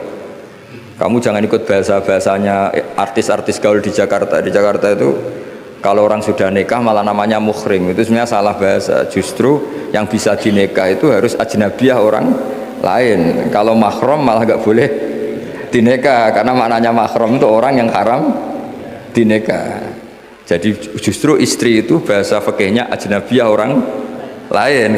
Buktinya boleh dinikah. Kalau mahram itu orang yang haram dinikah. Tapi ya sudah, ada bahasa gaul gitu ya, ya ikut saja. Bebo goblok, tapi tidak usah ikut goblok. Karena itu memang salah, bahasa itu salah sebetulnya. Makanya istri itu repot, di fikih itu repot. Fikih itu kalau bahasakan istri itu ajnabiyah orang lain. Kalau anak itu anak, kalau istri itu tetap bahasanya ajnabiyah orang lain. Sehingga sekali dicerai ya benar-benar menjadi orang lain. Kalau kita mati ya benar-benar menjadi orang lain. Buktinya boleh dinikah orang lain. Jika kalau dalam pepatah Jawa, ini ajarannya bapak saya, kamu tidak harus ikut. Kalau ajaran bapak saya, nak bojo be anak tukaran, kowe kudu bela anak. Mergo ora ono mantan anak, tapi iso ono mantan istri. Sehingga tradisi keluarga saya itu pokoknya anak itu nomor 1, baru istri. Tidak tahu kalau tradisi sampean istri dulu baru anak. Gitu. Karena tadi cara berpikir anak itu selalu anak. Ya anak itu selalu anak. Tapi kalau istri tidak mesti. Apalagi istri sampean cantik terus sampean mati gitu, itu sudah. Ya sudah selesai sudah. Mesti nikah orang lain gitu. Nggak tahu nanti kalau di surga ikut siapa, nggak tahu ini. Mesti oportunis, kalau kamu masuk neraka dia ikut yang masuk surga. Kalau masuk surga semua ikut yang kelas lebih tinggi. Saya teruskan ya. Terus haram ketiga itu karena musaharah. Disebut wa akhwatukum wa ummahatukum allati arda'nakum wa akhwatukum naruna. Terus wa ummahatu nisaikum apa? Wa ummahatu nisaikum. Ibu dari istri kamu. Apa kalau orang sini bilang? Mertua ya. Nah, mertua dengan mantu itu hubungannya 2. Seorang lagi ya. Mertua sama mantu itu hubungannya 2. Ya seorang lagi, misalnya kamu nikahi Sri, berarti ibunya Sri sebagai apa? Mertua. Itu menjadi mertua itu bimujarrodil akdi. Sekedar akad, kamu bilang qabil tu nikahaha wa taswija bil mahrin madkur, itu langsung jadi mertua. Ya, langsung jadi mertua. Tapi kalau hubungan ibu dengan anak, misalnya kamu nikahi janda punya anak cantik, sudah perawan. Terus setelah kamu nikah dengan janda ini, akad itu belum menjadi anak tiri. Menjadi anak tiri betul setelah kamu hubungan suami istri dengan ibunya. Saya ulang lagi ya, jadi kalau menjadi mertua itu cukup akad. Tapi anak tiri menjadi anak tiri kamu yang haram dinikah itu nunggu hubungan suami istri sama ibunya. Sebab itu agak rumit memang di fikih. Kenapa demikian? Karena ya memang aturannya gitu, makanya disebut waroba ibukumul lati fi hujurikum min nisaikumul lati dakhaltum bihin fa illam takunu dakhaltum bihinna fala junaha alaikum. Jadi kalau hubungan apa batunya? Ya, hubungan menantu sama siapa? Mertua itu hanya dimulai akad. Jadi setelah akad sampean salaman apa ini sudah menjadi mahram dan selamanya haram dinikah karena sudah menjadi apa? Mertua kamu. Tapi kalau orang yang kamu nikah itu punya anak putri itu menjadi anak tiri yang benar-benar berstatus anak tiri setelah hubungan sama istri. Ya ini jelas ya. Makanya disebut seperti itu. Tapi di situ ada catatan waroba ibu kumulati fi hujurikum, anak tiri yang serumah. Yaitu semua ulama ngendikan kata fi hujurikum yang serumah itu diabaikan. Jadi tidak bisa misalnya gini, kamu nikah istri di Jogja, punya anak tiri di Jakarta, berarti halal karena tidak serumah. Wah itu sesat dan menyesatkan ya. Karena ada aturannya, fi hujurikum itu kalimat yang disebut Allah itu normatif. Normatif artinya umumnya anak itu, anak tiri itu serumah, tapi bukan sebagai catatan hukum. Dan itu banyak sekali lafaz-lafaz yang disebut Allah atau disebut Rasulullah bukan sebagai catatan hukum, tapi normatif. Itu kan seperti gini. Jong, bukti kamu hormat tamu. Kalau ada tamu itu suguhi teh. Kalau ada tamu itu suguhi kopi. Itu normatif. Bukan berarti yang tidak nyuguhi kopi itu tidak menghormati tamu, tidak bisa seperti itu. Kalau tamunya darah tinggi, kan malah mati. Nah, ulama itu berkompeten, sangat kompeten sekali memahami Quran. Mana lafaz yang disebut Allah itu normatif, mana yang disebut Allah itu sebagai catatan hukum. Kalau fi hujurikum menjadi catatan hukum, maka maknanya begini, haram menikahi anak tiri yang serumah. Waroba ibukumul lati fi hujurikum. Mafhumnya kalau tidak serumah boleh, wah yo kacau. Ibunya kamu embat, anaknya kamu embat hanya karena beda. Itu sesat dan menyesatkan. Makanya bahaya sekali nafsirkan Quran tanpa ilmu. Sampai ada ancaman man fassarul Quran bi ra'yihi falyatabawa maq'adahu minan nar. Orang menafsirkan Quran dengan semaunya sendiri maka sama juga pesan satu tiket di neraka. Jadi sampean sama saya itu potensi masuk neraka saya sebetulnya. Karena saya nekuni tafsir. Itu bahaya sekali. Sebab itu saya tradisikan kalau ngaji itu pakai kitab supaya sanadnya mutasil sampai Rasulullah SAW. Nggak boleh mengajarkan Quran terjun bebas menurut saya. Memangnya agama menurut kamu enak aja. Nggak boleh agama kok menurut saya. Agama yang menurut Allah dan Rasul. Nggak boleh menurut saya. Kalau menurut saya berarti agama macam-macam karena setiap orang menurut masing-masing. Ya saya teruskan ya. Jadi diantara dengan tanda kutip jebakan-jebakan lafaz adalah kita tidak pernah tahu lafaz itu disebut itu karena apa. Karena mewakili kelompoknya. Seperti tadi saya punya tamu terus manggil sekenanya, wahai Bakar sini. Kira-kira yang datang Umar tetap saya seneng tidak seneng? Butuhnya ada orang yang hormat tamu. Yang datang Ali ya saya seneng, yang datang Zaid yang seneng, yang datang siapa saja seneng. Itu kan ibarat kamu orang kaya kemalingan, satpam yang paling kamu ingat itu misalnya Hutomo sini.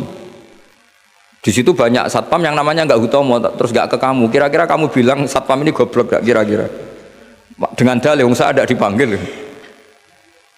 Karena makna menyebut kalimat tadi sekenanya. Nyebut Hutomo itu mewakili semua security.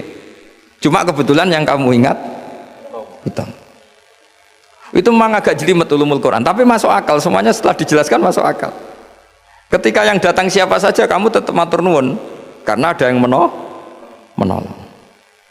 Nah, lafadz di Quran ya seperti itu.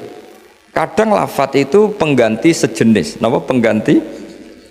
Misalnya yang masyhur dalam mazhab kita, Rasulullah itu mengeluarkan zakat fitrah so'an min tamrin au so'an min akidin. Rasulullah mengeluarkan zakat fitrah dari kurma. Imam Syafi'i tidak maknani kurma, tapi dimaknani kuti ahli baladi, makanan pokok yang sesuai negara masing-masing. Sehingga kalau orang Jawa ya pakainya beras, meskipun di hadis disebutkan tamar. Sama seperti Nabi ngendikan gini, tasaddaku walau bisik tamrotin, sedekahlah meskipun dengan separuh kurma. Kira-kira orang miskin Indonesia kamu kasih separuh kurma itu dianggap ngenyak apa enggak? Ya maksudnya separuh kurma itu kalau kita ya mungkin setengah kilo atau telur setengah kilo. Atau kata separuh secuil itu maknanya kit'ah yasiroh, saking sedikitnya diistilahkan secuil, tapi bukan berarti cuilan betul. Nah kalau ingin persis hadis tadi ya satu kurma kamu cuil terus kamu kasihkan. Kira-kira dianggap ngenyak apa dianggap sedekah. Nah sama misalnya Rasulullah ngendikan, semoga Allah memberi berkah orang yang ketika 10 Muharram mengusap anak yatim. Itu yang penting usapnya apa sedekahnya. Terus kamu orang yatim kamu kumpulkan, kamu usap semua kepalanya. Itu kira-kira itu dianggap apa coba? Wis medit di dalil kan. Nak nuruti teks hadis itu ya memang ngusap kepala. Tapi semua sepakat maknanya ngusap itu ibaratun anis syafaqah, bentuk kasih sayang. Dan kasih sayang itu paling praktis ya ngasih uang atau ngasih sesuatu yang manfaat untuk anak yatim itu. Lah nak ngusap tok diceluk waduh-waduh dibeli ana parade ngusap anak yatim. Lah itu ya termasuk di ulumul Quran diikutkan bab mafhum dan mantuk. Jadi memang susah. Jadi ahli Quran itu susah. Oh ini ya, jadi menjadi ahli Quran itu harus seperti ini memang. Makanya sampai ditulis kitab setebel ini dipakai di seluruh dunia, termasuk di Al-Azhar, di Palestina, di mana-mana. Ini kita ngaji baru berapa pertemuan aja sampai sudah pusing. Kalau sampai selesai malah tambah pusing. Tapi bagus, barokahnya pusing itu tidak gegabah. Tidak gegabah mikir. Karena kalimat itu mesti ada batas. Makanya ada kaidah di semua ulama, menurut semua ulama ada kaidah begini, fasudur ausa'u minal kutub wal ma'ani ausa'u minal ibarat. Dada ini lebih luas ketimbang yang dicatat, dan makna itu lebih luas ketimbang redaksi. Karena kalau dalam disiplin ilmu usul fikih itu tak beri bocorannya begini, kalau sampean mendefinisikan kata-kata gimana? Gak umumnya orang kampus, kata-kata adalah apa? Kata-kata kalau dalam ilmu usul fikih begini, kata-kata adalah pilihan untuk mengekspresikan kehendak hati, dan karena kehendak hati itu banyak dan tidak terukur, maka kata-kata ini hanya mewakili sebagiannya. Dari awal sudah disebut mewakili sebagiannya. Misalnya begini, ketika Rasulullah mewajibkan zakat padi misalnya, atau zakat gandum, pikirannya Imam Syafi'i itu mewakili kata kut, yang wajib zakat itu makanan pokok, sehingga Imam Syafi'i hanya mewajibkan yang dizakati itu hanya padi, gandum, jagung, kacang, pokoknya yang bisa jadi makanan pokok. Kira-kira Imam Syafi'i itu tidak mewajibkan zakatnya kangkung, melon, mangga gitu, karena tidak makanan pokok. Tapi dalam mazhab lain enggak, ketika Rasulullah mewajibkan menzakatkan padi, itu maknanya itu matum bituhul ardu, apa saja yang tumbuh dari bumi. Sehingga kelompok ini termasuk Yusuf Qardomi wajibkan zakat melon, mangga, pokoknya semua buah-buahan, semua tanaman wajib zakat. Karena ketika Anda mengatakan begini misalnya, jong nak ono tamu kai pelem, kalau ada tamu tetangga atau tamu kasih mangga, Sementara di rumah kamu itu ada mangga, ada melon, ada semangka. Maksud kamu itu didik anak supaya derma dengan memberi apa saja. Kebetulan yang kamu ingat melafadzkan mangga. Apa harus mangga? Nggak, cara sampean tak polling, milih mana aja. Ya saya punya anak, yang di rumah saya itu ada mangga, ada semangka, ada melon. Terus saya bilang ke anak saya, nak, tangga itu ke tetangga kasih mangga. Kata mangga itu bisa diganti melon apa enggak? Bisa, karena semangat saya adalah mendidik anak saya itu dermawan, peduli sama tetangga. Kebetulan yang ingat mangga, sudah ini tetangga ya. Lalu tetangga itu maknanya tetangga apa manusia? Sehingga pas itu ada tamu tapi tidak tetangga, gak usah kei kan gak tonggo. Nah, makanya ini kan jadi PR. Berarti kalimat tadi, cong nak ono tonggo utawa cong kalau ada tetangga kasih mangga. Sebetulnya kalimat itu bisa digenti, cong yang penting lomo. Kata tonggo ora penting, mangga juga gak penting. Maka yang dikatakan kata-kata lafat adalah mawudi abi izaiha al-lafdu. Jadi yang dikatakan lafat adalah gelombang keinginan dari seseorang yang bergejolak di hati, kemudian diungkapkan. Tentu kalimat ini tidak cukup untuk menampung sekian keinginan. Akhirnya yang dilafatkan atau yang diucapkan hanya beberapa. Orang soleh tentu bergelora di hatinya ingin mendidik anaknya itu dermawan, peduli, sopan, tahu sosi. Ya, terus kan nggak mungkin kita pidato gitu ke anak kita. Akhirnya ya ngomong, cuk nak ono tonggo kei mangga, nak ono tonggo kei duit, nak ono tonggo kei beras. Bareng mboke kelaparan, gak dikei apa-apa. Ini kan gak tetangga. Wah ya sarap lah.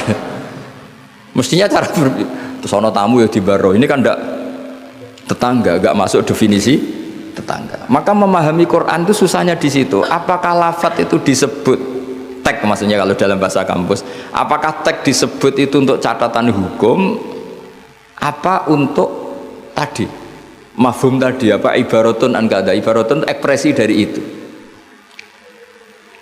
Ya seperti gini, misalnya kamu marah sama istri kamu, dosa kowe nganggo HP ku, terus istri kamu malah nganggo ATM, wah HP ora oleh malah nganggo ATM. Sebetulnya melarang pakai HP itu saking mangkelnya gitu saja. Kalau HP saja dilarang, apalagi pakai Alphard kamu. Tapi istri kamu enggak, saking gobloknya, mbok saking yang kamu larang kan HP, kan saya pakai Alphard. Wah ya kacau kalau seperti itu. Maka sebuah tag atau lafadz kalau dalam bahasa Arab itu maknanya apa ya? Ya sudah seperti tadi. Saya berkali-kali nyontohkan yang awam ya. Ada seorang dikandani cung jogeman nabok ibu bojomu. Nabok itu memukul pakai tangan. Suatu saat istrinya lapor lagi, Pak Kiai sekarang nggak pakai tangan tapi nyaduk. Nah ketika santrinya dimarahin, kenapa kamu masih nyaduk istri kamu? Kan Pak Kiai larang hanya nabok, kan pakai tangan, ini pakai kaki. Kan beda.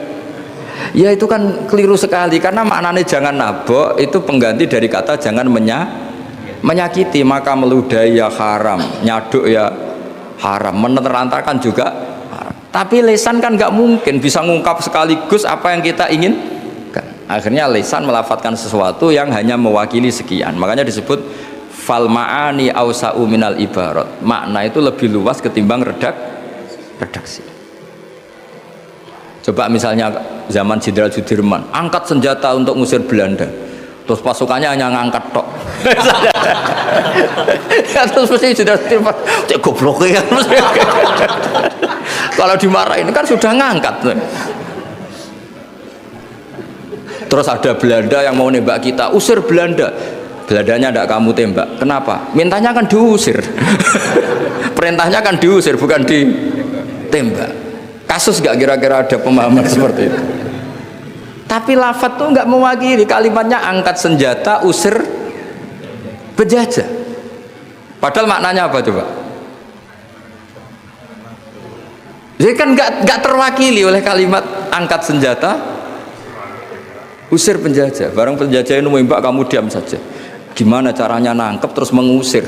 Kan nggak ada perintah menembak, usir. Itu kan kasus seperti itu. Jadi makanya Di antara syurutul mufassir yang paling pokok adalah maliyan bil arabiyah. Dia punya kemampuan kesusastraan Arab. Karena gak bisa seorang mufassir menafsiri Quran tanpa punya kemampuan balaghatul Arab. Yaitu yang disebut Allah Ta'ala wa innahu latanzilu rabbil alamin nazala birruhul amin ala qalbika litakuna minal mudhirin, terus apa? Bilisanin arabiyyin mubin. Jadi Quran itu pakai lisanul Arab. Sehingga kalau dalam kitab-kitab besar diterangkan, ketika Rasulullah dikatakan begini oleh Allah, liyaghfira lakallahu ma taqaddama min dzambika wa ma ta'akhkhara, itu bukan berarti Nabi pernah dosa, enggak, karena Nabi itu maksum. Maksum itu terjaga dari dosa. Tapi itu ekspresi mahabbah. Saya ulang lagi, itu ekspresi mahabbah. Misalnya saya senang sama seseorang, mesti kalau ketemu saya, sudah kamu tidak usah khawatir sama saya, kesalahan-kesalahan kamu sudah saya maafkan. Sebetulnya itu hanya ekspresi mahabbah. Saking mahabbahnya sampai andekan salah itu dimaafkan. Bukan berarti menvonis kalau yang diomongin itu salah. Jadi itu ranah-ranah yang memang kita harus hati-hati. Sama seperti begini, ini kata Qodiyat. Qodiyat itu pengarang kitab Asy-Syifa. Doa itu ekspresi mahabbah. Doa itu bukan kalimat hukum. Kalau kalimat hukum itu kan iya sama tidak. Tapi doa itu enggak. Doa itu ekspresi mahabbah. Misalnya kita ketemu Zaid, kita bilang assalamualaikum warahmatullahi wabarakatuh, semoga kamu dapat keselamatan. Enggak perlu Zaid tersinggung, memangnya saya celaka kok sampai doakan selamat. Kalau nuruti mafhum, didoain selamat itu kan berarti sebelumnya tidak selamat. Didoain pinter sebelumnya tidak pinter. Didoain kaya sebelumnya miskin. Tapi itu kata hukum, itu pemahaman secara hukum. Iya dan tidak. Kalau pemahaman secara peradaban tidak gitu. Orang mendoakan bukti senang, ya sudah seperti itu. Ya semoga kamu sukses. Ketemu direktur ya kita bilang semoga kamu sukses. Terus direkturnya tersinggung. Ya sukses saya atau dibang kamu, saya sudah direktur. Ya ada seperti itu. Mendoakan seperti itu bukti mahabbah, bukti senang. Nah, Allah karena saking senangnya kepada nabinya, Allah ketika mukhotobah, ketika dialek dengan Nabi memulainya dengan afawwahu angka, Allah telah memaafkan kamu. Itu bukan berarti sebelumnya Nabi melakukan kesalahan. Ekspresi mahabbah akan mengatakan demikian. Jadi itu masalah-masalah yang tadi saya utarakan, fal ma'ani awsa'u minal ibarat. Apa yang ada di hati, ma'ani itu sesuatu yang kita kehendaki. Ma'ani itu dari mufrad maknan, sesuatu yang dikehendaki itu bergejolak jauh lebih dahsyat ketimbang redaksi. Jadi misalnya pagi-pagi le nak tangi turu itu nang wudu, nang sarapan itu. Ya sudah, itu ekspresi bentuk cinta orang tua kita ke kita, bahwa bangun tidur itu ya wudu terus sarapan. Tapi lalu misalnya anak ini melakukan selain sarapan asal menyenangkan orang tua, ya senang. Jangan monoton terus saya harus sarapan, ini perintah orang tua. Tidak seperti itu. Nah sekarang faktanya itu banyak orang memahami Quran secara tekstualistik atau secara harfiah. Itu dalam ulumul Quran itu bahaya sekali, karena itu tidak mewakili. Saya beri sekian contoh bahwa teks itu kadang tidak mewakili. Misalnya gini, matsalul ladzina yunfikuna amwalahum fi sabilillah kamatsali habbatin ambatat sab'a sanabila fi kulli sumbulatin mi'atu habbah. Kan tidak semua padi itu punya sab'a sanabil, punya 7 tangkai ya, dan tidak semuanya satu tangkai berbiji 100. Itu bahasa Arab murni. Ibaratnya seperti itu ya, redaksinya Pak, ibaratnya seperti itu, bahwa sedekah yang diterima Allah ibarat padi yang tumbuh dalam kondisi paling ideal. Dan orang Arab maupun orang Jawa atau orang mana saja biasanya mengekspresikan ideal itu pakai angka. Misalnya, wah itu sugih dunya sak gunung, itu maknanya kaya sekali. Padahal banyak orang punya gunung tidak kaya karena gunungnya tandus. Tapi orang itu akan sepakat, itu kaya sekali, punya harta 1 gunung. Cara cah cilik anak bantah-bantah, dunyaku sak gunung, tidak muni sak langit. Ya pokoknya ingin menunjukkan bahwa kaya raya yang tidak terhingga. Loh itu banyak di Quran seperti itu. Maka saya beri definisi ya supaya sampean ahli usul fikih.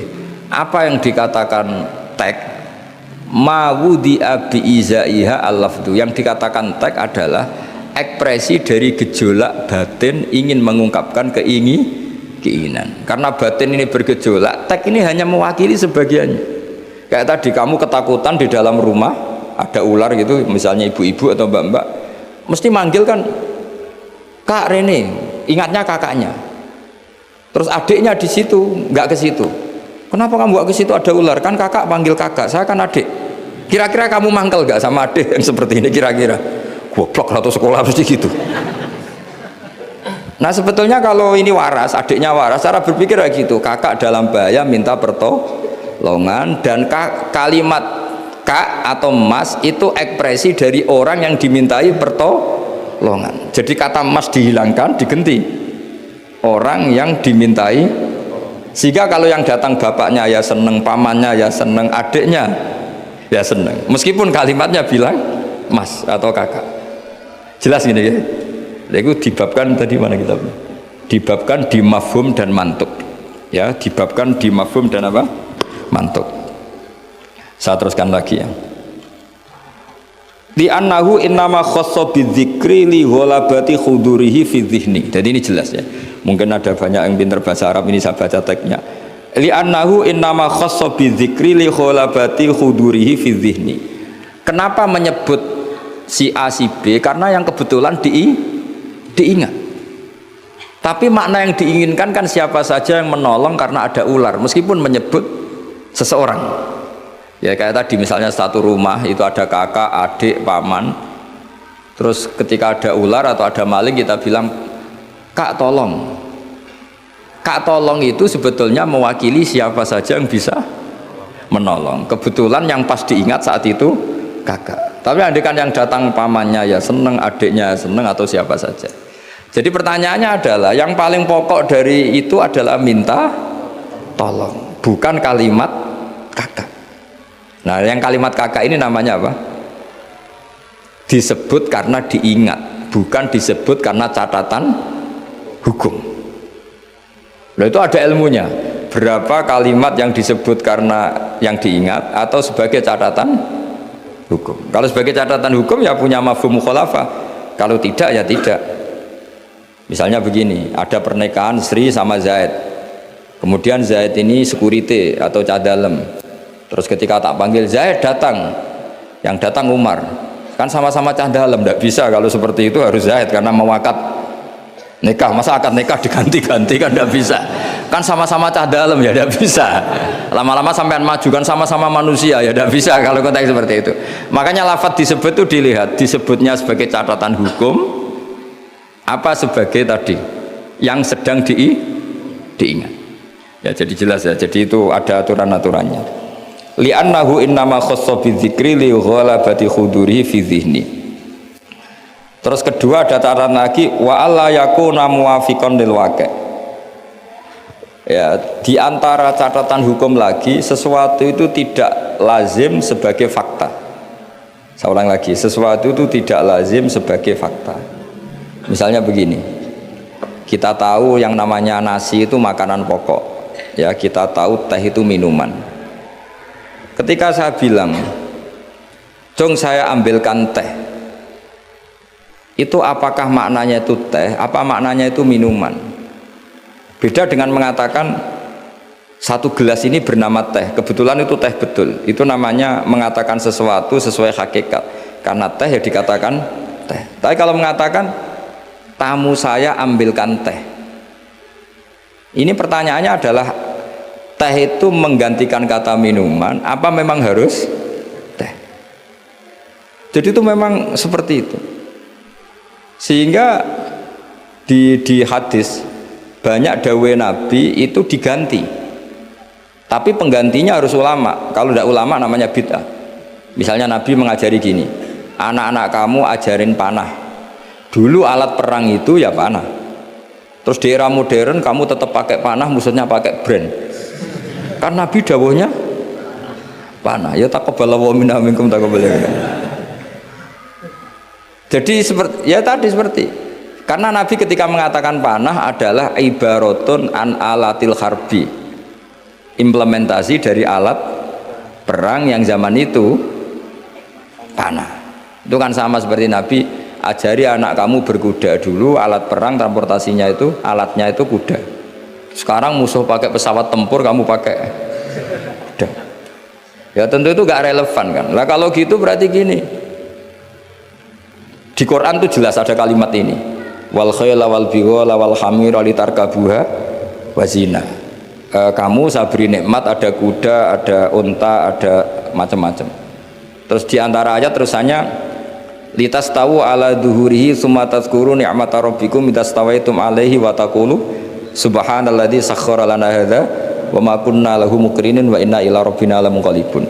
Saya bikin unta, saya bikin kuda, saya bikin khimar, saya bikin bighal, supaya kalau kamu sudah tenang di atas punggungnya, kamu berdoa subhanalladzi sakhkhara lana hadza. Terus kamu karena tekstualistik, kalau naik Innova nggak baca doa itu, naik pesawat ini kan tidak kuda, kira-kira dibilang saraf nggak, kira-kira seperti itu. Terus kamu bilang, oh ayatnya tentang kuda, ini Innova kok. Tapi cara memahami kita tidak seperti itu. Kata kuda di situ adalah alatul markab, alat berkendara. Kata unta di situ adalah alat berkendara. Maka semua transportasi atau alat transportasi kita kalau naik ya tetap berdoa subhanalladzi sakhkhara lana hadza. Dan itu seterusnya ya. Jadi ngaji pertemuan ini ingat-ingat ya kaidahnya apa? Fal ma'ani awsa'u minal ibarat wasudur awsa'u minal kutub. Itu semua ulama pasti bilang seperti itu. Kalau sampean belum pernah bilang berarti belum ulama. Makanya ini dimulai sekarang. Untuk saja di ulama harus hafal kaidah apa? Fal ma'ani awsa'u minal ibarat wasudur awsa'u minal kutub. Itu nanti kalau sampean sudah pinter itu pinter betul itu nanti. Bukan pinter-pinteran tapi pinter betul. Karena memang seperti itu. Sehingga misalnya Rasulullah dulu, tofa Rasulullah rokiban, Nabi tawaf secara berkendara. Saat itu tentu naik unta. Sekarang orang-orang sepuh pakai kursi roda. Jangan terus bilang gini, dulu Nabi naiknya unta, maka orang sepuh nggak boleh pakai kursi roda, harus pakai unta. Yo dia tabuki polisi Arab, aneh-aneh sebenarnya. Jadi karena dulu Nabi sudah berumur dan beliau tidak suka memaksakan, dan untuk menunjukkan kalau tawaf secara berkendara itu sah, boleh, terus beliau naik unta sambil apa? Tawaf. Akhirnya kesimpulan hukumnya apa? Boleh berkendara saat tawaf. Sudah untanya dibuang, maksudnya harus pakai untanya dibuang. Lama-lama nanti gini, nggak boleh tawaf sekarang. Dulu Nabi tawaf langsung tanah, ini sudah keramik, ini nggak boleh. Ya repot kalau kamu perdebatkan begitu terus, ya repot. Lah ya karena tadi ketika Nabi naik unta itu semangatnya Nabi adalah mempermudah umatnya, terutama bagi yang tua. Semangat yang ingin dimaklumatkan Nabi itu. Wahai umatku, kalau kamu sudah tua jangan memaksakan jalan, berkendaralah atau cari alat yang menjadikan kamu mudah. Nah itu tentu gak tersampaikan semuanya dengan redaksi, tapi dadanya Nabi bergejolak ingin mengimplementasikan bahwa agama ini yuridu wa bikumul yusra wala yuridu bikumul usra. Wah itu tentu gejolak ini kan gak terwakili oleh lafaz. Seperti kamu bilang ke istri kamu, Dek saya cinta kamu karena kamu cantik, itu bukti seneng saja. Nak bojone cerdas, berarti aku nak selek kira seneng. Wah ya repot kalau gitu. Padahal kalimat itu maknanya kan gitu, Dek saya seneng kamu karena kamu cantik. Mafhumnya apa? Kalau tidak cantik, kalau sudah tidak cantik tidak senang. Tapi tidak seperti itu, pokoknya kamu itu ingin gombal terus ngomong gitu aja. Jadi makanya walhasil itu tadi, inget-inget ya apa? Fasudur awsa'u minal kutub, bahwa dada kita ini lebih luas ketimbang yang kita tulis. Ya, dada kita lebih luas ketimbang yang kita tulis. Terus wal ma'ani awsa'u minal ibarat. Makna yang kita kehendaki itu jauh lebih luas ketimbang redaksi. Karena tadi kita manggil security misalnya si A, yang datang selain si A juga nggak masalah. Karena kata si A tadi hanya keterbatasan kita sebagai manusia, sehingga harus menyebut satu orang. Padahal siapa saja nggak masalah. Karena butuhnya kita ada yang menolong atau ada yang membantu. Ya saya ulang lagi ya, fal ma'ani awsa'u minal ibarat wasudur awsa'u minal kutub. Assalamualaikum warahmatullahi wabarakatuh.